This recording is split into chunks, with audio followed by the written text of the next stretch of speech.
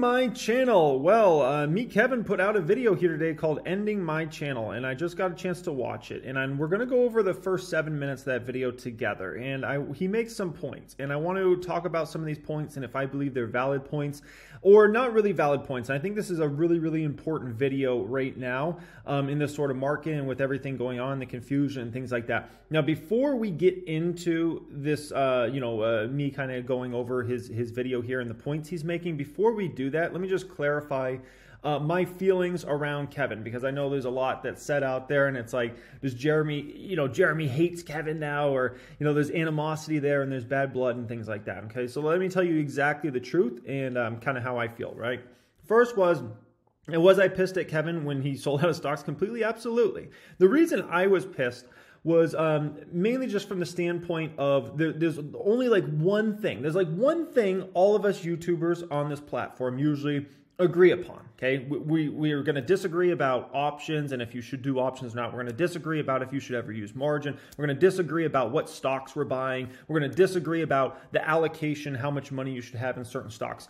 But the one thing we have as a community, or at least we always pretty much have, is not to sell out of your stocks completely and try to time the market. That's the one thing, right?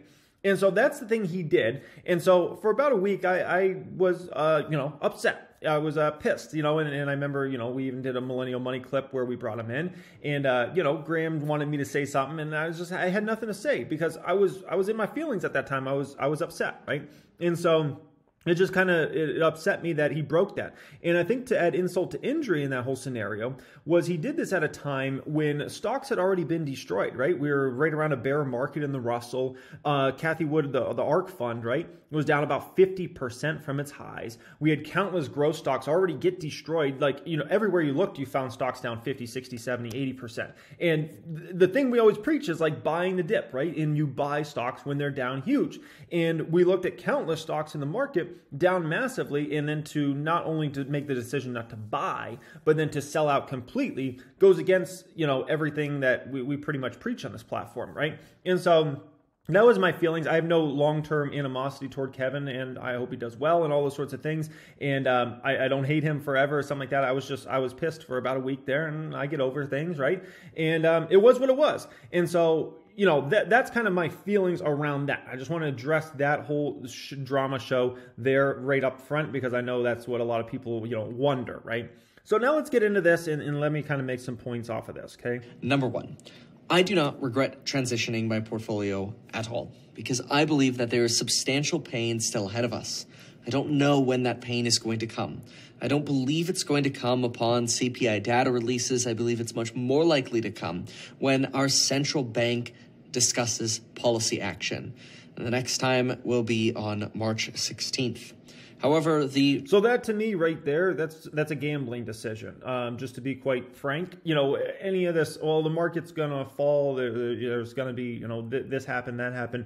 If you're making bets based upon, what's going to happen from a Fed meeting or from this meeting or that meeting, that's just straight up gambling. Like, no one knows how the market's going to react to those sorts of things. And keep in mind, a lot of people are already fearing whatever the Fed's going to do or the next meeting and those sorts of things. So it's already a known out there, and they talk about it on CNBC constantly.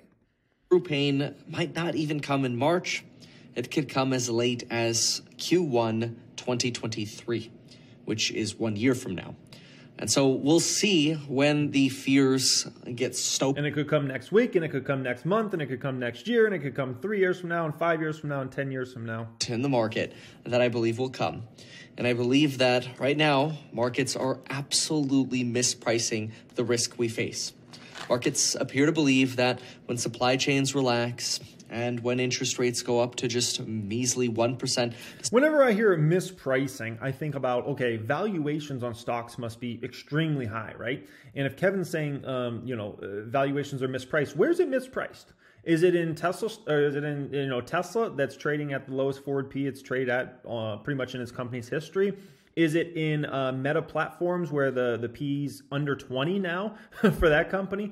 Is it in Amazon where the forward P is trading about the cheapest it's ever traded? Is it in Google stock because Google's trading at a PE of 25?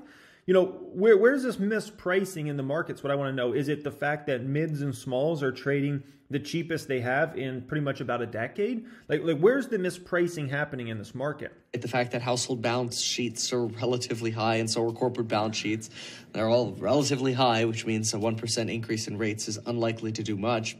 It is entirely likely that inflation will continue to persist, especially given the fact that I have read now dozens of earnings reports. And that's definitely a big change of Kevin's stance there, because his stance consistently was inflation was going to come down in 22. As far as my stance on inflation, I think inflation is going to continue to moderate throughout the year, and in the back half will continue to drop. That's my personal opinion. Whether that happens or not, it still doesn't make or break my investments. And I'm not like, well, if inflation's at 5% instead of 2%, I got to sell out my stocks. Like, I don't make decisions like that, nor does Warren Buffett, nor does anybody, that's on the billionaire list for stocks. You just don't make decisions like that. Single company whose earnings reports I read talk about more and more price hikes, not just in the past, but ahead of them, including Enphase. Fortunately, I've got a straddle on Enphase that went through earnings here, and we're going to make some tendies on that Enphase trade, which is great. But what's not great is the reality that in their earnings, they talk about the fact that they continue to expect pricing power and expect to increase, just for example, the product cost of their batteries by 7% in May. This means they're planning more and more price hikes out into the future, and we're seeing this at company after company. Okay, so if a company has to decrease prices, right, or even keeps the price the same, that's always in the market seen as a negative, right? It's like, wow, this company can't raise price, or they have to drop price. It's always seen as a negative. If a company raises price, and I don't own this Enphase stock, and it's never been one I've been able to really wrap my head around fully. But at the end of the day, any company that ever has pricing power and can raise price, that is a good thing. Just so everybody's very clear about that in the stock market. Where you should be scared is if a company has to consistently drop price. That's usually something there. It's like, wow, they got no pricing leverage there. I believe this pain will continue, and it may take time for it to get fully realized in CPI. Now, in the meantime, the bond market appears to be pricing in perfection, appears to be pricing in the fact that the Federal Reserve will have the ultimate ability to reduce inflation, that individuals will just stop paying as much money for products, even though prices are going up, and that somehow when supply chains resolve themselves, companies... Money could easily come out of the bond market into the stock market, by the way. Will no longer take advantage of their pricing power to increase their margins. Consumers will end up then paying lower prices and will be in that deflationary environment we've kind of all been waiting for, but really shouldn't expect for likely 2 to 4, maybe even 5 years. At the same time, fear assets like gold haven't even moved but an ounce, pun intended. This means that, in my opinion, in addition to looking... Gold's hardly moved. I brought this chart up recently in a video because I had this great accounting instructor at community college, and he was a gold bug. And, back then, unless like 2009 when I was in his courses and whatnot, gold was at $1,000 an ounce, and here we are at $1,800. All these years later, all this progress that's been made with great companies, all these, unbelievable progress, cash flows and things like that, and you put your money in gold and you haven't even gotten a 2x. That bond market and those break-even rates, we have substantial risk in this market that is not priced into valuations. A lot of individuals believe that pain is already priced in. I believe we're at the beginning of pain.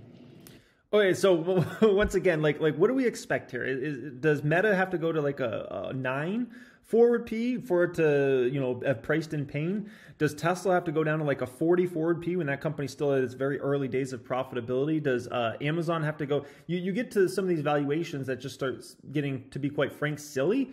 And it's like, what's the competition for stocks? Like, let's say you take stocks, money out of stocks, right? You're like, yeah, Meta needs to trade at a 10 forward P now, right? You take money out. Where do you put your money? Cash, where it's being devalued all the time. Real estate that's trading sky high right now. Where do you put your money? Savings accounts, CD accounts? Come on, man. But when we have green days in the stock market, it's very easy to get short-sighted and short-term investing and focus on day-to-day fluctuations rather than... Short-term investing? Like time in the market? Evolving market cycles. And I believe that we are in an evolving market cycle. As Warren Buffett says, just because Mr. Market is screaming a price at you does not mean that you need to take it or even mind it. Warren Buffett also tells us to be fearful when others are greedy. And I am fearful that others are really greedy right now. Greedy? Where's this greed at? Okay, I really would love to know, because if this video, if Kevin had sold out in January 2021 and he made this same statement, I could probably give him a pass, because the market was extremely greedy then. You had companies with very little business models trading at astronomically high valuations, price to sales ratios went crazy, forward P metrics went crazy, everything went crazy. We went to unsustainable levels, right? And there was ultra greed in the market. We know that, right? But here, where's the greed at? All these stocks are down 50, 60, 70, 80%. Big caps even traded way off. You know, Meta, PayPal, all those companies, Square, they've all are massively down. And so where's the greed in the market? I've been trying to watch CNBC a lot the past month, like the most I probably have in years, just because I wanted to see like what the vibes are in the market in this whole, situation we've been in. I can't find anybody going on CNBC outside of maybe Tom Lee, who's really like pounding the table and be like, you got to buy stocks right now. Everybody's very, very conservative. The most bullish you'll pretty much get on CNBC is like somebody saying, yeah, nibbling at this stock or nibbling at that stock. But for the most part, the sentiment's bearish. Tom Lee said he was at the big hedge fund conference, and he wasn't the only one that said this. But, at that big hedge fund conference, that was like 2 weeks ago now, they couldn't find anybody that was truly bullish at the hedge fund conference, right?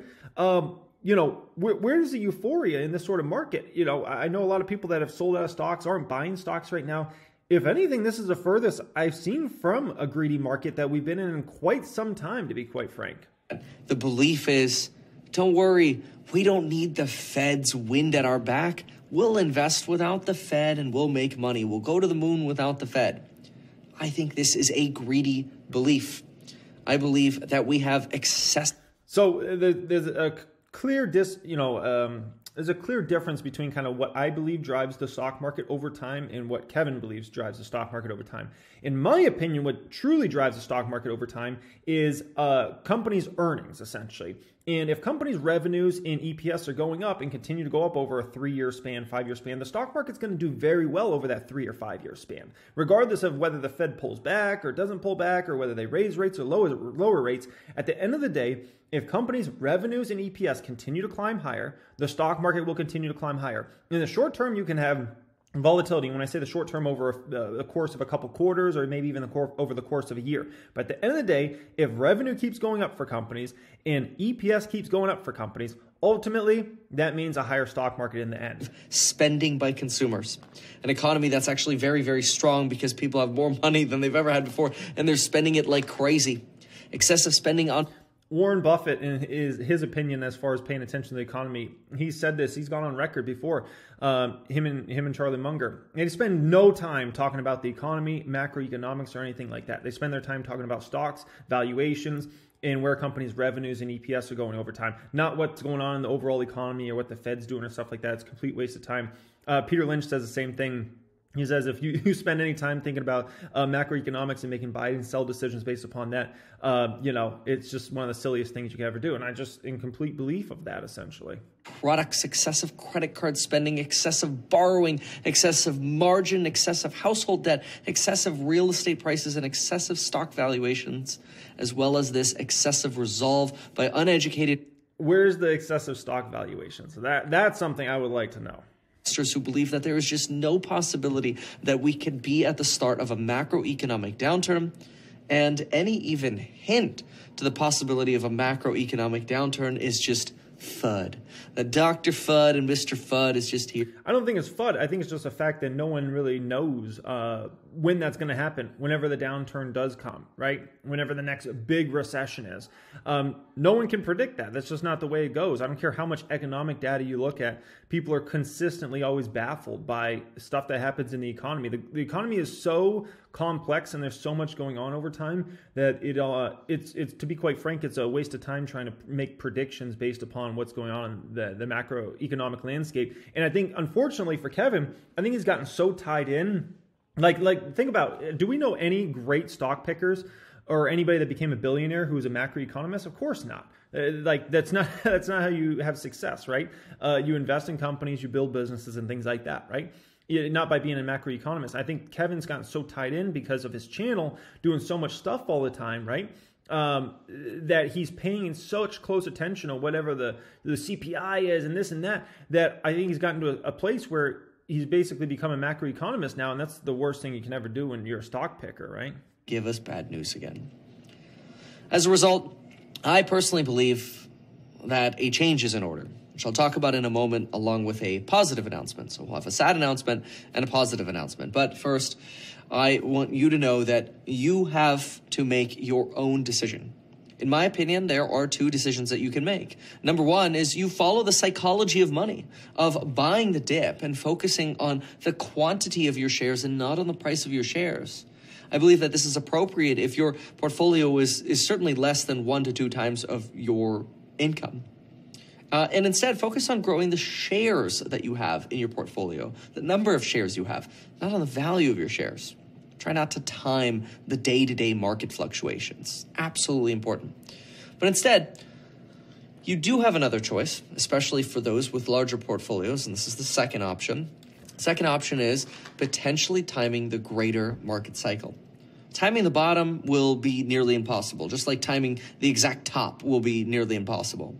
But I do believe that there's an opportunity to time a transition from the top half of the cycle to the bottom half of the cycle. That is why I presently have sold over 99% of my stock holdings. And I've also begun selling some of my real estate. See, and Kevin just kind of makes my own point that I got to bring up. You sell out of stocks completely, right? When do you get back in? I think that's always a question. When do you get back in? When the Russell, where the Russell was a week or two ago was at 1900, should you got in then? What if the Russell goes to 1700? Do you get in then? When it goes to 1500, if that was to happen, do you get in then?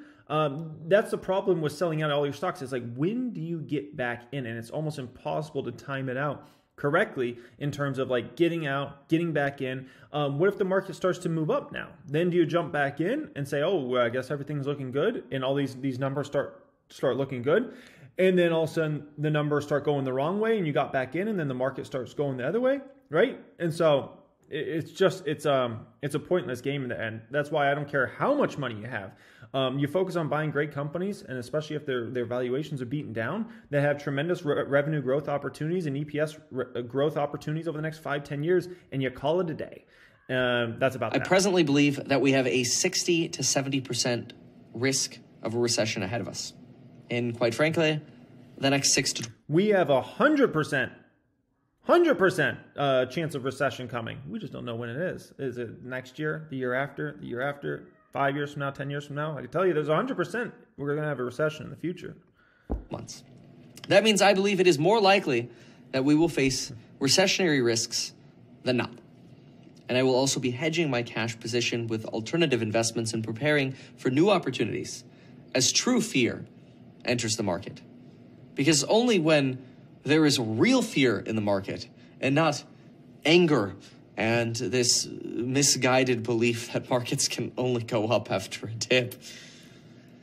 I don't know about this whole there hasn't been real fear. If you look at the data around the amount of retail investors that were selling out a couple weeks ago, it was off the charts. If you look at the put volume data that's been going on, I mean, we were up to $1 trillion plus a day going through. That's astronomically high.